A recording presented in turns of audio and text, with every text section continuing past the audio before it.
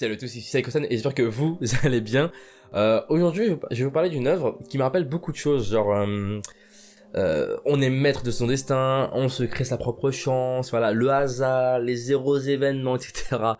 Et si vous voyez pas le rapport avec tout ce que je viens de vous dire, c'est pas grave parce que les héros de cette œuvre-là bafouent tous les principes que j'ai pu vous dire jusqu'à présent. Allez, générique. Ok, donc petite question.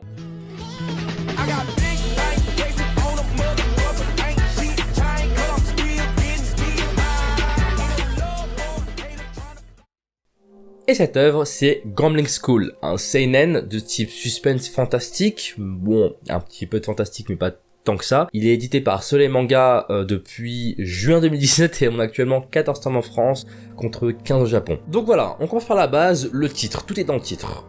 Une école, mais une école de quoi? De jeux d'argent. Voilà, gambling pour ceux qui sont moins anglophones, c'est cadeau. Et en effet, cette école-là est régie par les paris et les jeux d'argent. Les meilleurs sont l'élite, les moins bons sont des animaux, mais au sens un peu littéral, j'aborderai ça plus tard. Et ici, l'histoire commence par une partie de poker salement menée. Vraiment, en plus c'est notre héros qui se fait juste savater et il dépasse une certaine limite, c'est la limite du zéro. Une fois qu'on passe à découvert, on est foutu, on est considéré comme un moins que rien, un animal. Les garçons sont des pochi et les filles sont des Mickey. C'est sans compter sur le fait qu'il y ait une certaine élève, Yumeko Jabami, qui va débarquer dans l'école et sera défiée par la gagnante de la partie de poker, Mari Saotome, un jeu classique de cartes, de pierre, feuille, ciseaux. Plutôt, je vous ai dit un truc, hein. Qu'est-ce que j'avais dit exactement? On se crée sa propre chance. C'est ça.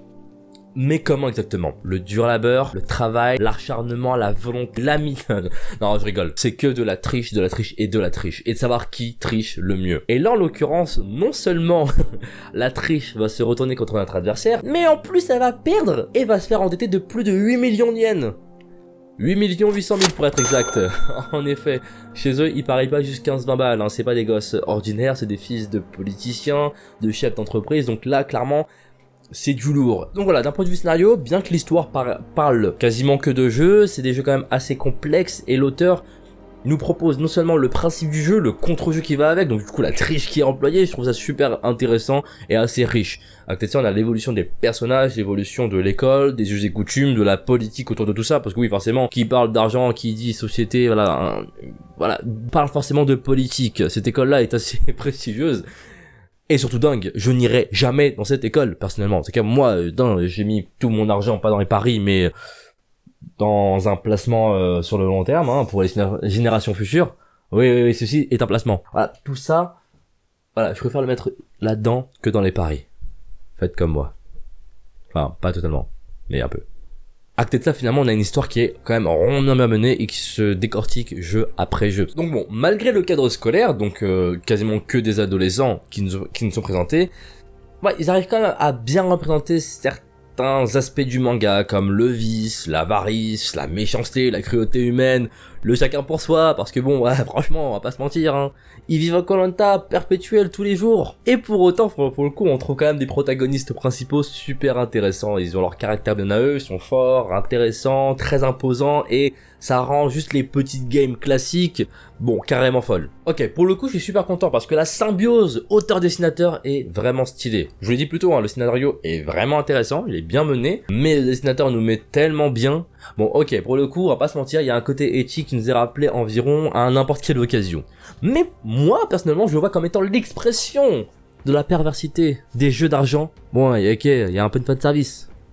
Mais bon, qui est pas fan et qui veut pas de service de nos jours, hein? Mais à côté de ça, toutes les émotions ont le mérite d'être super bien représentées. La peur, la haine, l'excitation, bref, tout ça est quand même assez bien apporté et l'auteur ne manque pas de faire balader son petit crayon pour nous mettre bien. Ok, donc en conclusion, pour moi, Jack Gambling School, c'est une œuvre assez intéressante, très intéressante, pas mal. Bon, ouais, franchement, elle est sur une sorte de moyenne. C'est pas la masterclass à l'état pur, mais c'est pas mal. J'ai pas masse d'expérience dans les mangas qui traitent sur les jeux d'argent ou même sur les jeux de ce style-là en général, mais je trouve que l'auteur qui a mêlé à la fois l'école et les jeux d'argent, du coup les paris, et on en a fait juste un petit mélange, c'est pas mal. Et voilà, c'est tout pour moi, j'espère que cette analyse vous aura plu. Pour le coup, c'est une œuvre que j'ai lue il y a très longtemps, j'avais déjà fait des petites stories, des petits trucs par-ci par-là, et je suis juste super content de vous l'apporter. Et si ça vous a plu, n'hésitez pas à mettre un petit pouce bleu, ça fait toujours plaisir. En commentaire, voir si vous l'avez lu, qu'est-ce que vous en pensez, qu'est-ce que vous avez Est-ce que ça vous donne envie de le lire? Et surtout, bah, relayez la bonne parole, comme je vous l'ai dit. Hein. On est bien et j'imagine que d'autres personnes pourraient être intéressées. Donc, partagez, abonnez-vous, likez et je vous retrouve très prochainement pour une nouvelle analyse. C'était pour moi, c'était Saiko-san et je vous salue.